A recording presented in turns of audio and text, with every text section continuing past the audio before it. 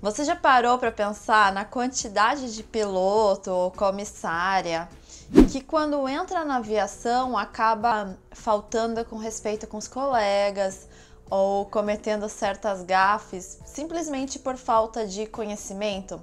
Muitas vezes aquele é o primeiro emprego da pessoa, ela nunca trabalhou antes, então acaba sendo essa fase de ajuste, né? Quando ela para de ser estudante, passa a entrar no mercado de trabalho, tem que entender ali muito sobre respeito com o colega, hierarquia, submissão. Muitas vezes acaba ficando difícil da pessoa entender isso. Ou às vezes também a pessoa nunca se interessou por aviação. Eu digo conhecer a história, conhecer como era antigamente. E aí acaba achando que as coisas têm que ser do jeito que ela acha que tem que ser.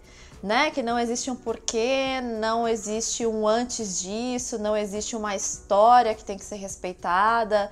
Enfim, muitas coisas na aviação, elas melhoram com o tempo, né? A gente vai descobrindo erros, consertando, e inclusive isso é o que faz a aviação ser mais segura a cada dia.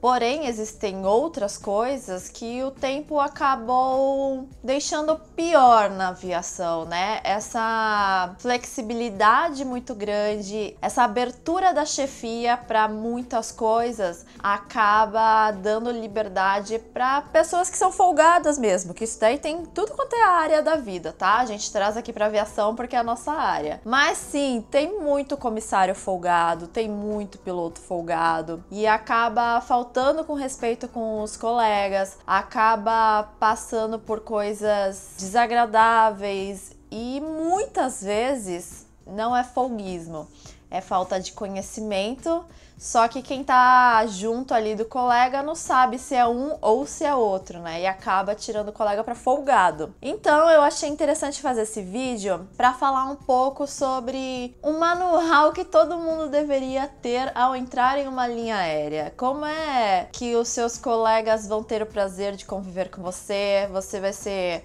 bem-vindo no grupo, você vai ser sempre querido pelos seus chefes. E não é puxação de saco não, é realmente você se adaptar ao ambiente e não querer fazer coisas que atrapalhem outras pessoas ou que até mesmo afetem pessoas que estão na aviação, às vezes há mais tempo do que você tem de vida, né?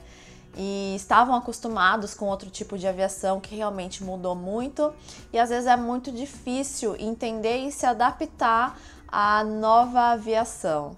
Então, vamos falar um pouquinho sobre isso hoje. Então vamos começar por uma coisa básica, né, de tudo, inclusive não só na aviação, em qualquer empresa. Algo que nós conhecemos por hierarquia. Sim, a hierarquia existe em todas as empresas. Obviamente, quem entra na empresa há mais tempo vai ter, não sei se a palavra certa é respeito, mas ela vai ter algumas prioridades em cima de quem é mais novo na empresa. Isso acontece em tudo quanto é área.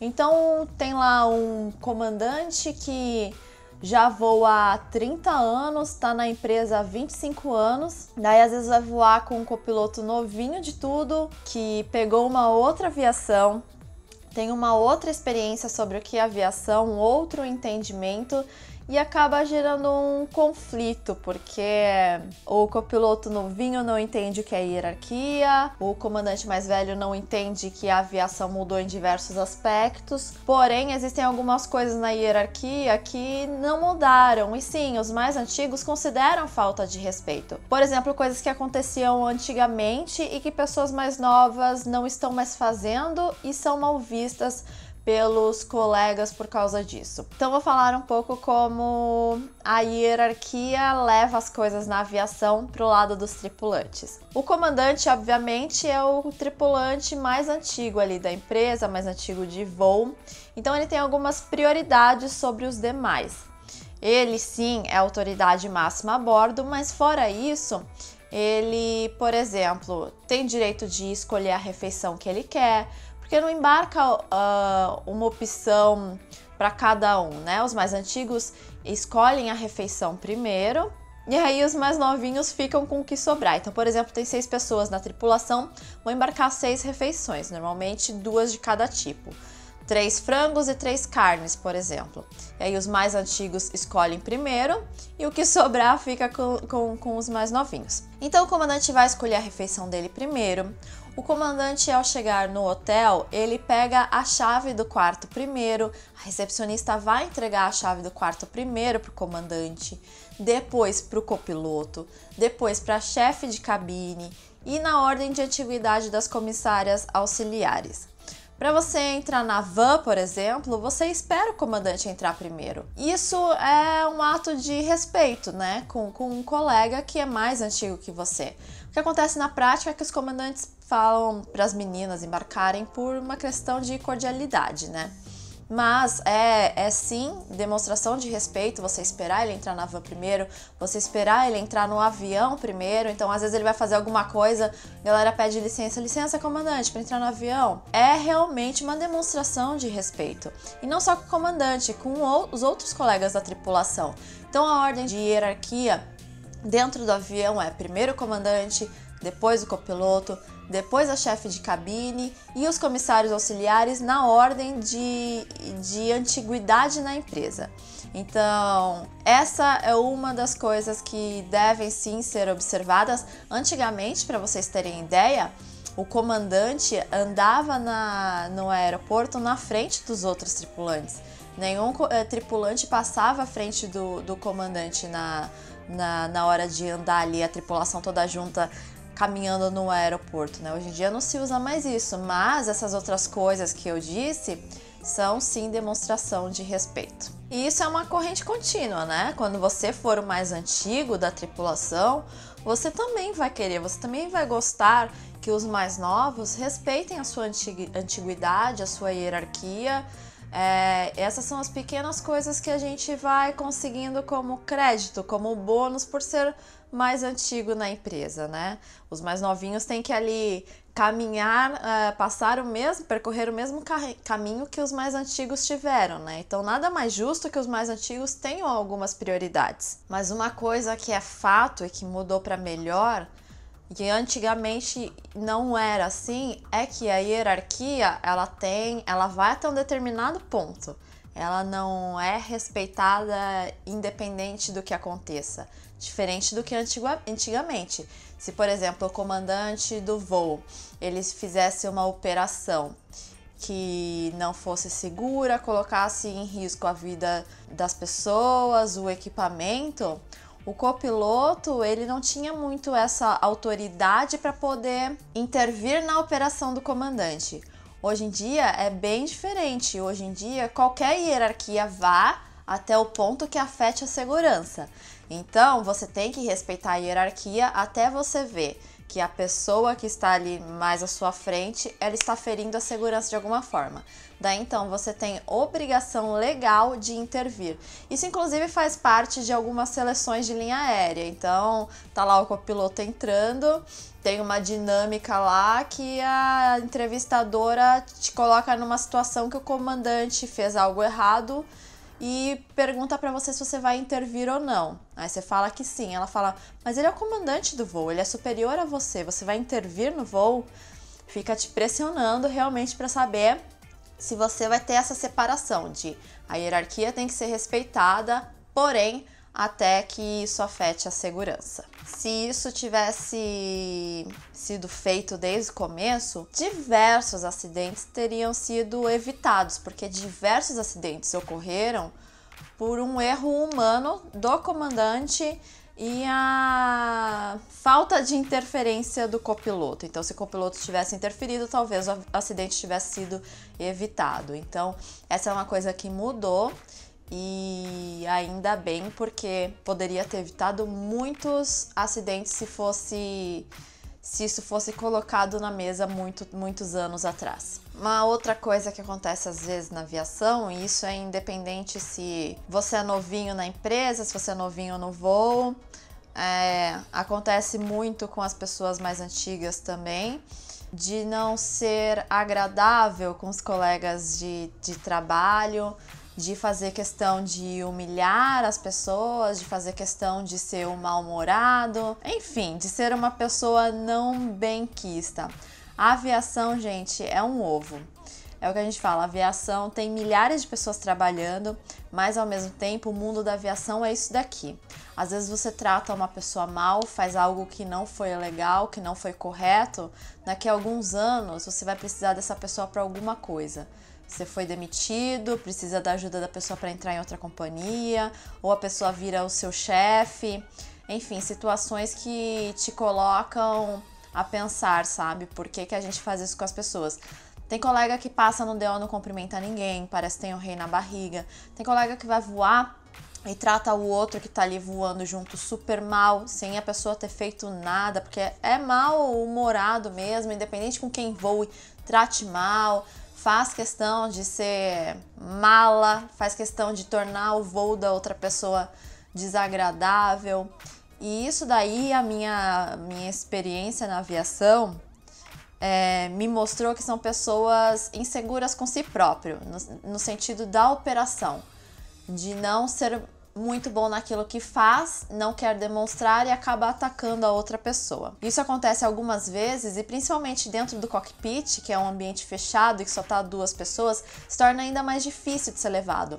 Porque se é ali com os comissários, vamos supor que o chefe de cabine é uma pessoa intolerável na verdade, intolerante e intolerável, você tem os outros colegas de trabalho, você tem os próprios passageiros para se distrair, né, para sair ali do contato com aquela pessoa. Dentro da cabine não, é você e o seu colega.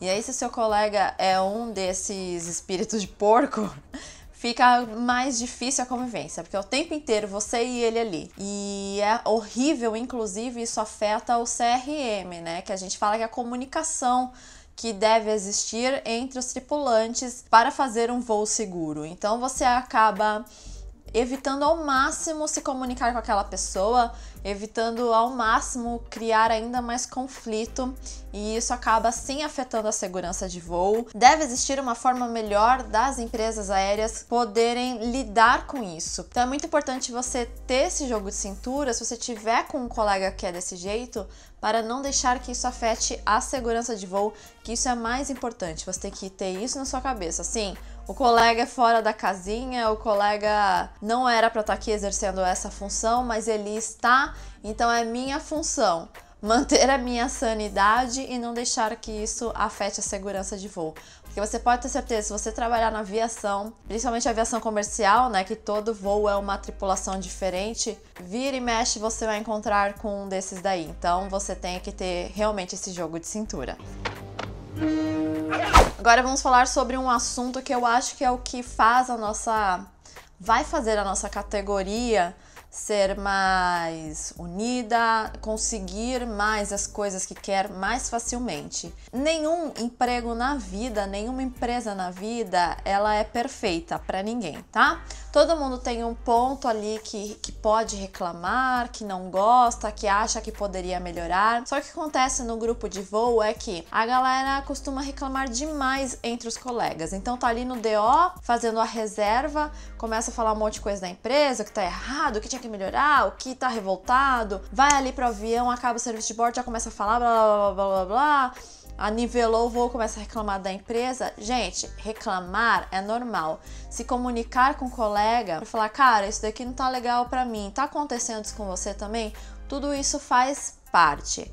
Agora, o que acontece, que é o problema, essas pessoas reclamonas, elas contaminam o grupo inteiro, porque só sabem reclamar, e daí na hora que chega, que pode fazer alguma coisa para resolver, a pessoa não faz. Então, passa o dia reclamando, não passa um voo sem reclamar de alguma coisa, daí vai o sindicato ou vai algum grupo, marca alguma reunião para poder falar sobre isso, marca alguma votação para poder mudar isso daí, e aí aparece meia dúzia de gato pingado. O que acontece? As empresas acham que o grupo é fraco, não dá ouvido para a reclamação do grupo e acaba passando em branco. E aquela reclamação, aquele ponto que ninguém gosta, que poderia ter sido mudado, vai continuar igual, o grupo vai continuar reclamando, o grupo vai continuar se contaminando e não vai mudar, porque chega na hora de fazer alguma coisa, o grupo não aparece, o grupo não se une.